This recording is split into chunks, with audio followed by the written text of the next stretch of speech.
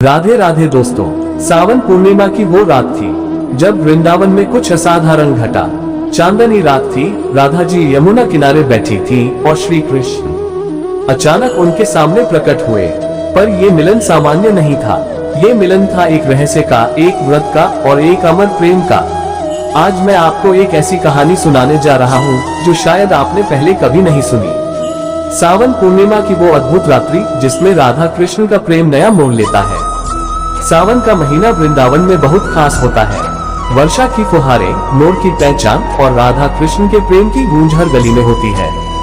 इस दिन वृंदावन में एक विशेष पूजा होती थी, वचन पूर्ति व्रत, जिसमें प्रेमी अपनी प्रेमिका को कोई वचन देता था और उसे पूर्णिमा की रात निभाता था। एक दिन राधा ने श्री कृष्ण से पूछा, अगर मैं तुम्हें सावन की पूर्णिमा की रात यमुना किनारे बुलाऊं तो क्या तुम आओगे?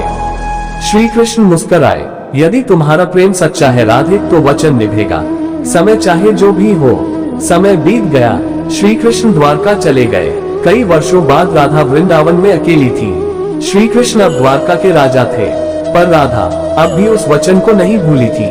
सावन की पूर्णिमा आई, चांद पूरा था, यमुना शांत थी। राधा ने लाल चुनरी ओढ़ी और उसी स्थान पर गई जहाँ वो वचन लिया गया था।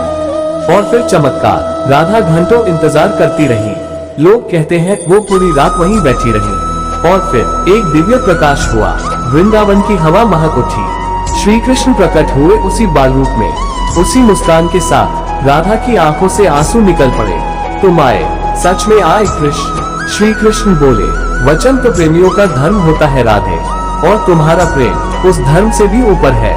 श्री कृष्ण ने कहा, मान लो राधे, क्या चाहती हो? मैं सावन पूर्णिमा पर तुम्हें कुछ दूं। राधा मुस्कुराई, मुझे कुछ नहीं चाहिए कृष्ण, बस तुम ऐसे ही हर सावन पूर्णिमा को आ जाना।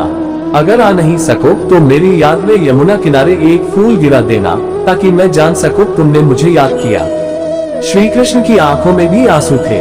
श्री कृष्ण ने कहा, हर सावन पूर्णिमा को जब यमुना किनारे कोई अकेली नारी बैठेगी, मैं वहां रहूंगा, अदृश्य लेकिन साथ। आज भी जब कोई सच्चे प्रेम से कृष्ण को याद करता है, सावन की पूर्णिमा की रात यमुना किनारे एक कमल का फूल आकर बहता। कहानी तो यही समाप्त होती है, पर राधा कृष्ण का प्रेम, उनका वचन और सावन की वो रात हर भक्त के मन में आज भी जीवित है।